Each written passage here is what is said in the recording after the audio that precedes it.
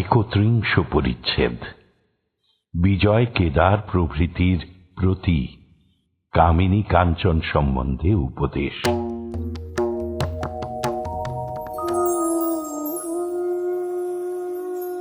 শ্রীরামকৃষ্ণদেব বলছেন, বন্ধনের কারণ কামিনী কাঞ্চন। কামিনী কাঞ্চনই সংসার, কামিনী কাঞ্চনই ঈশ্বরকে দেখতে দেয় না। এই বলিয়া ঠাকুর নিজের গামছা লইয়া সম্মুখ আবরণ করিলেন, আর বলিতেছেন, আর তোমরা দেখতে পাচ্ছ এই আবরণ, এই কামিনী কাঞ্চন আবরণ গেলেই চিদানন্দ লাভ। দেখো না, যে মাগ সুখ ত্যাগ করেছে সে তো জগৎ সুখ ত্যাগ করেছে। ঈশ্বর তার অতি নিকট। কেহ বসিয়া কেহ দাঁড়াইয়া নিঃশব্দে এই কথা শুনিতেছেন। শ্রীরামকৃষ্ণদেব কেদার বিজয়ের প্রতি বলছেন, মাগ সুখ যে ত্যাগ করেছে সে জগৎ সুখ ত্যাগ করেছে। এই কামিনী কাঞ্চনী আবরণ। তোমাদের তো এত বড় বড় গোপ, তবু তোমরা ওইতেই রয়েছ। বলো, মনে মনে বিবেচনা করে দেখো। বিজয় বললেন, আজ্ঞা, তা সত্য বটে। কেদার অবাক হইয়া চুপ করিয়া আছেন। ঠাকুর বলিতেছেন, সকলকেই দেখি ওই মেয়ে মানুষের বশ। কাপ্তেনের বাড়ি গিয়েছিলাম, তার বাড়ি হয়ে রামের বাড়ি যাব। তাই কাপ্তেনকে বললাম গাড়ি ভাড়া দাও। কাপ্তেন তার মাকে বললে, সে মাগো তেমনি কাহুয়া কাহুয়া করতে লাগলো। শেষে কাপ্তেন বললে যে ওরাই ওই রামেরা দিবে। গীতা, ভাগবত, বেদান্ত সব ওর ভিতরে। বুঝলে কিনা, টাকা করি সর্বস্ব সব মাগের হাতে। আবার বলা হয় আমি দুটো ওই টাকা আমার কাছে রাখতে পারি না। কেমন আমার স্বভাব। বড়বাবুর হাতে অনেক কর্ম, কিন্তু করে দিচ্ছে না। একজন বলছে, গোলাপিকে ধর তবে কর্ম হবে। গোলাপি বড়বাবুর নার। পূর্ব কথা, ফোর্থ দর্শন, স্ত্রীলোক ও কলম বাড়া রাস্তা। পুরুষগুলো বুঝতে পারে না কত নেমে গেছে। কেল্লায় যখন গাড়ি করে গিয়ে পৌঁছিলাম, তখন বোধ হলো যেন সাধারণ রাস্তা দিয়ে এলাম। তারপরে দেখি যে 4 তলা নিচে এসেছি। কলম বাড়া ওই রাস্তা। যাকে ভূতে পায় সে জানতে পারে না যে আমায় ভূতে পেয়েছে।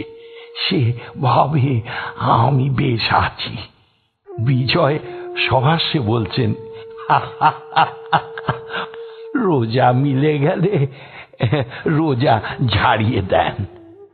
শ্রীরামকৃষ্ণ ও কথার বেশি উত্তর দিলেন না, কেবল বলিলেন, সে ঈশ্বরের ইচ্ছে। তিনি আবার স্ত্রীলোক সম্বন্ধে কথা কহিতেছেন। যাকে জিজ্ঞাসা করি সেই বলে, আজ্ঞা, আমার স্ত্রীটি ভালো। একজনেরও স্ত্রী মন্দ নয়, বুঝলে কিনা।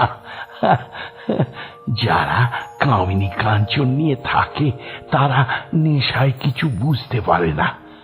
যারা দাবা বোড়ে খেলে তারা অনেক সময় জানে না ঠিক কি চাল, কিন্তু যারা অন্তর থেকে দেখে তারা অনেকটা বুঝতে পারে।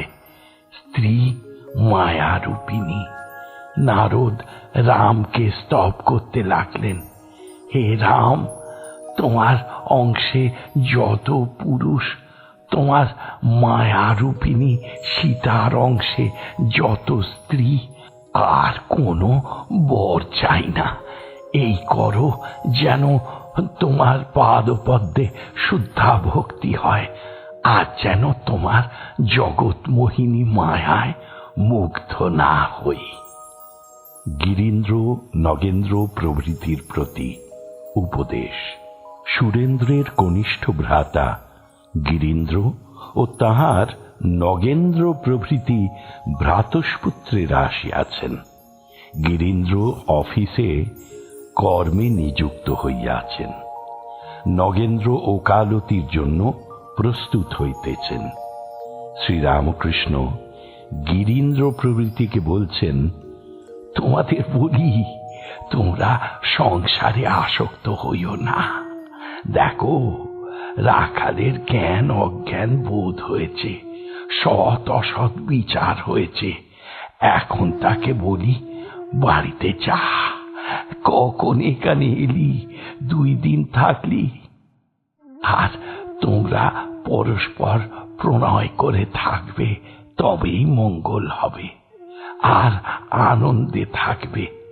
যাত্রাওয়ালারা যদি এক সুরে গায়, তবেই যাত্রাটি ভালো হয়, আর যারা শুনে তাদেরও আহ্লাদ হয়।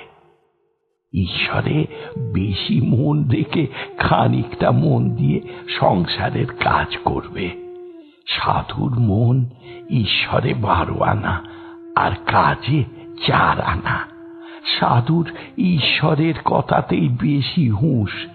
সাপে ন্যাজে মারালে আর রক্ষা নাই, ন্যাজে যেন তার বেশি লাগে।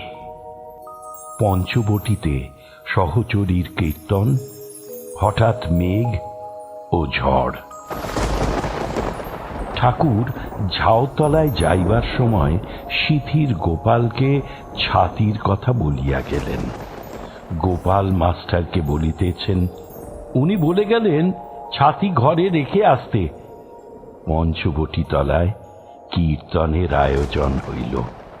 ঠাকুর আসিয়া বসিয়াছেন, সহচরীর গান গাহিতেছেন।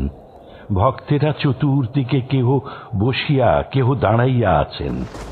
গত করল শনিবার অমাবস্যা গিয়াছে, জ্যৈষ্ঠ মাস। আজ মধ্যে মধ্যে মেঘ করিতেছিল। হঠাৎ ঝড় উপস্থিত হইল। ঠাকুর ভক্ত সঙ্গে নিজের ঘরে ফিরিয়া আসিলেন। কীর্তন ঘরেই হইবে স্থির হইল। শ্রীরামকৃষ্ণ সিথির গোপালকে বলছেন, হ্যাঁ গা, ছাতিটা এনেছ? গোপাল বলছেন, আগে না, গান শুনতে শুনতে ভুলে গেছি। ছাতিটি পঞ্চবটিতে পড়িয়া আছে। গোপাল তাড়াতাড়ি আনিতে গেলেন। শ্রীরামকৃষ্ণ বলছেন, আমি যে এত এলোমেলো, তবু অত দূর নয়। রাখাল এক জায়গায় নিমন্ত্রণের কথায় 13কে বলে 11, আর গোপাল গরুর পাল, গরুর পাল।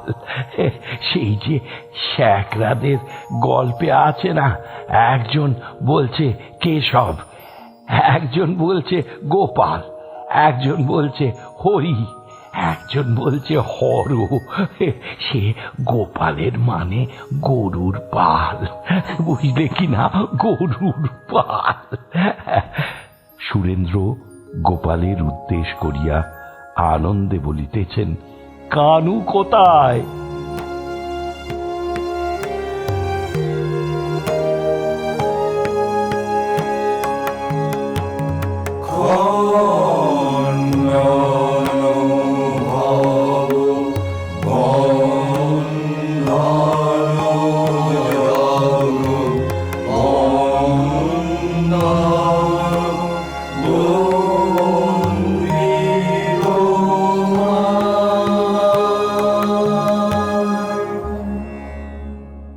ঠাকুর ও মায়ের চরণে আপনাদের সবার মঙ্গল কামনা করি।